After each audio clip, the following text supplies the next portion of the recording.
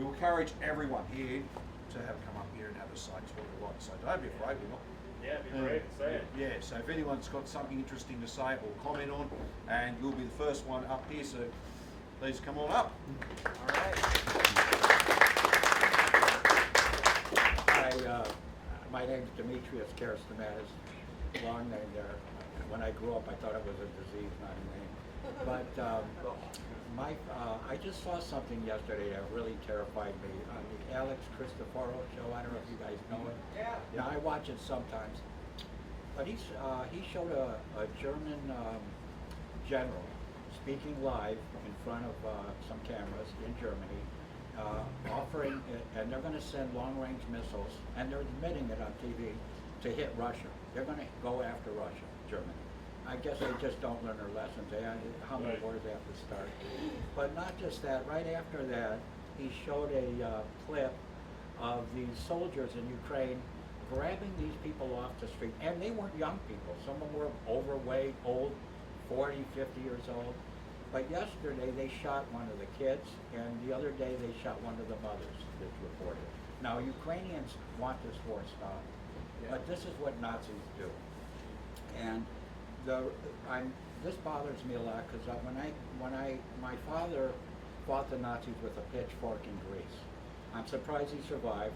He lost his hand. They had to tie it and get him on a boat over to a hospital. Somebody barely made it.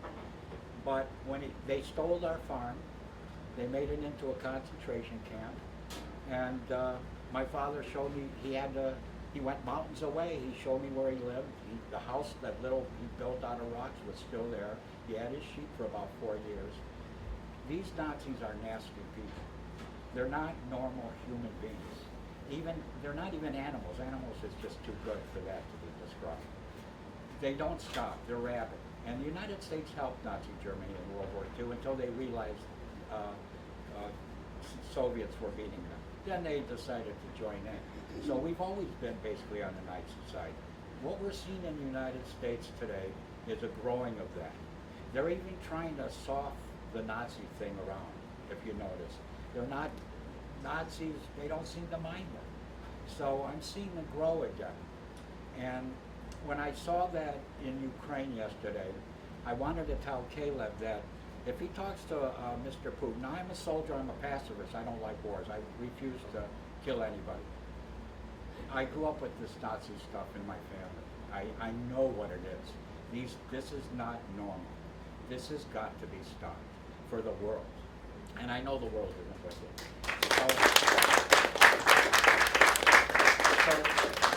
So to Caleb, and I really mean this, if you talk to Mr. Putin ever, I'd be willing, I'm 70 years old, I'm healthy, I can pick up a gun, I don't want to kill anybody, but if he's fighting the Nazis like I know he is, and he's trying to prevent it from growing, I will be glad to go there and fight for Russia. No doubt about it. That's all I have to say. Thank you. Thank you. I think that's a great point, and I think that the way I'd like to answer it is to talk about what exactly Nazism is rooted in.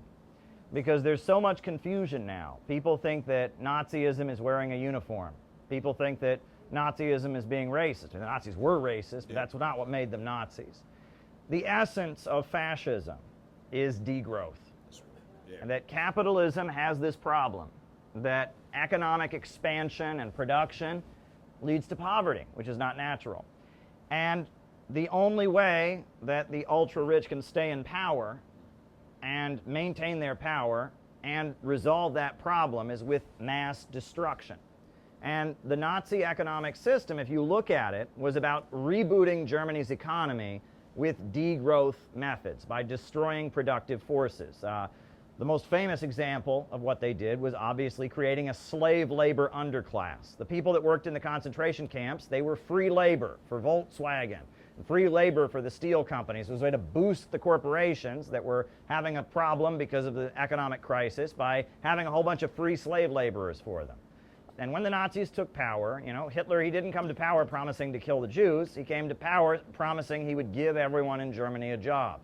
But the way he did it was they say he put half the country in concentration camps and the other half in military uniforms. And that's kind of a crude way of putting it. He didn't literally do that. But what he did First of all, was they broke the labor unions, and they made it so you couldn't go on strike. They threw the leaders of the labor unions in prison, and in order to do that, they had to have a huge amount of prisons built and a huge concentration camp system. And a lot of people got employed as being guards in those concentration camps, and a lot of people got employed building the concentration camps. And then a bunch of people were in the concentration camps, so they weren't out competing for jobs. The other thing that they did is they shamed women out of the workforce. They said that if a woman worked, she was taking a job away from a man. And they had a billboard campaign with pictures of women, like this woman is taking a job away from a good, hardworking German man, etc. And they did that, and they increased the marriage bonus. And so that put women out of competition for jobs. Then they built these highways across Germany, the Autobahns. And they also then restarted military spending. Germany had not been allowed to spend on the military. They restarted military spending. And by taking those very, very dramatic moves right as Hitler came to power, they rebooted the economy. And the German economy was strong for 2-3 years. But it was false. It didn't last because the problem still persists. The overproduction still persists. And the reason World War II broke out and the reason they started expanding and seizing territory was because they were once again in an economic crisis. And the economy was going to collapse by 1939 unless they had a war. As they would take over an area, they would take the people, not just Jews, but also Poles, Slavs, and make them slave laborers. And Berlin was full of slave laborers at the time. All kinds of people they had dragged in from other parts of Europe to work and be slave laborers. Noah has a lot of expertise in the field of economics. I'm kind of in awe of Noah. He's just a brilliant, stand up Noah, right? Brilliant, he knows economics very, very well. I've learned economics from Noah.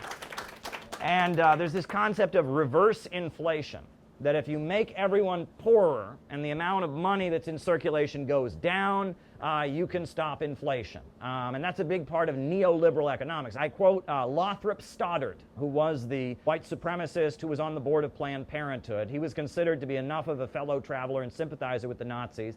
As World War II was breaking out, they invited him to Nazi Germany, and he wrote a book called Into the Shadows, or Into the Darkness, something like that, describing the Nazi economic and political system.